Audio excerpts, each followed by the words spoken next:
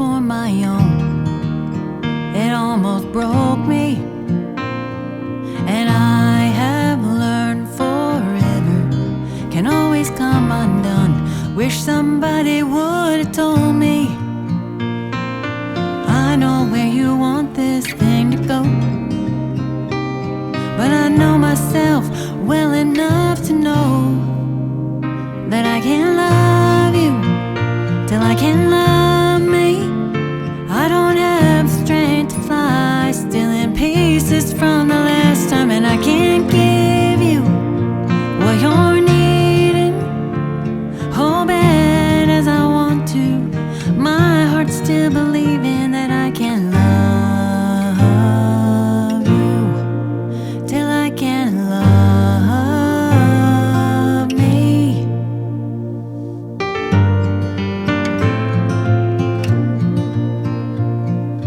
Don't want you to think you're doing something wrong, 'cause you're my kind of perfect. And if your patience lasts long enough to let me heal, I know it's gonna be worth it. I know where I want this thing to go, but I know myself well enough to know that I can't love you till I can love me. I don't have the strength to fly, still in pieces from the last time, and I can't give you what you're needing, oh bad as I want to. My heart's still believing that I can love you till I can love me. God knows I don't want to lose this, but I'm still brushing off the bruises.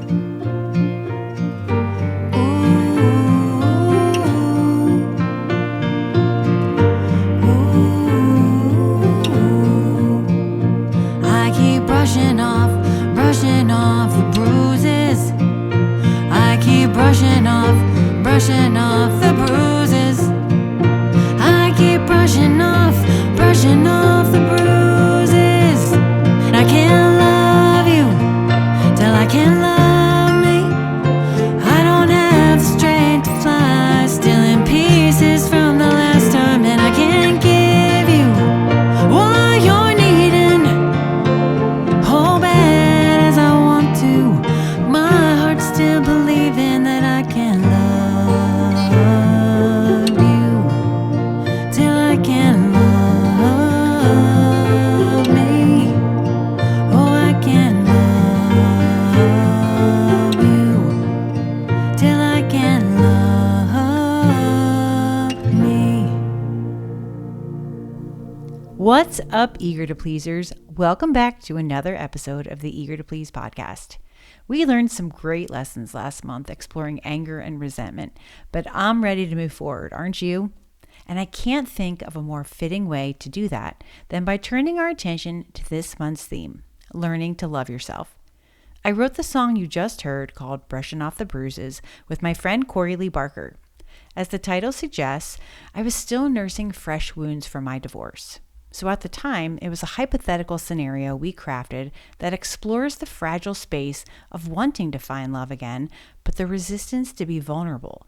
Because if you're not comfortable loving who you are as a person, how can you love someone else the way they deserve to be loved? The marks life leaves on us, whether it be from harsh words we've internalized, the moments of failure that feel permanent, or the comparisons we make that chip away at our self-worth. They may not be marks we can visibly see in the mirror, but they're still there. And just like physical bruises, emotional bruises are just as tender to the touch. It takes time to recover from the discoloring they leave behind. How long that recovery is depends on a lot of different factors. But the most important one I found is being able to be honest with yourself. Speaking from personal experience, healing didn't begin with ignoring the hurt. It began with noticing and embracing it. A few months after my divorce, I was meeting up with a couple mentors of mine to write the theme song for the podcast.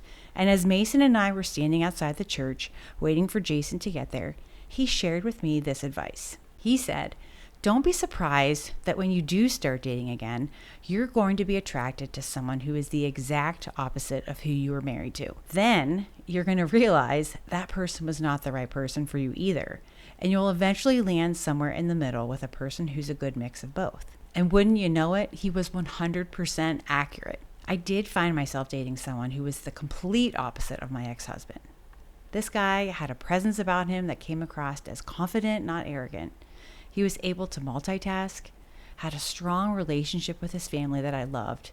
He was a man's man in every sense of the word, to the point where I felt like all he wanted me around for was to cook meals and do the household chores. And for a while, I fell back into old habits. Cooking, cleaning, making sure he was comfortable, ignoring my needs just to make him happy. There was no romance, no dating. It felt like we went from having high school butterflies to being live-in roommates. And I had already been there. I'd done that before. This was not the path I was looking to go down once again. So I began to distance myself, and he began to grow colder. He would say nasty things to me and give me the silent treatment for days, sometimes weeks at a time.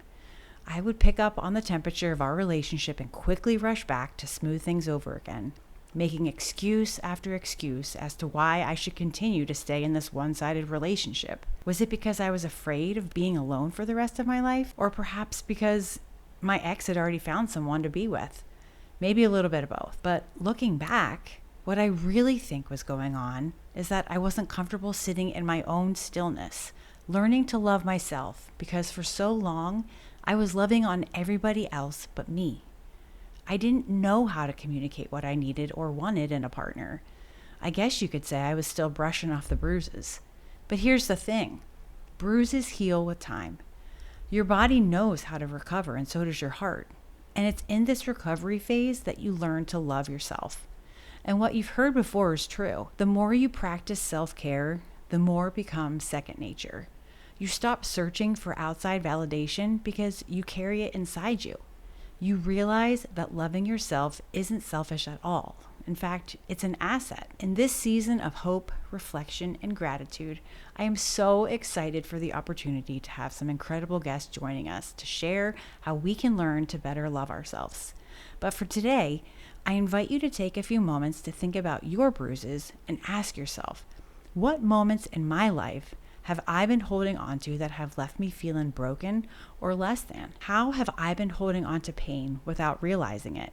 And when you've taken some time to reflect on it, acknowledge what you've uncovered and work on ways that allow yourself to let go of that pain, whether that's learning to set boundaries or replacing self-criticism with self-compassion. Stick with what works for you and practice it every day. I can't wait to hear how your journey unfolds. Hope to see you back here for our next episode. I'll see you then.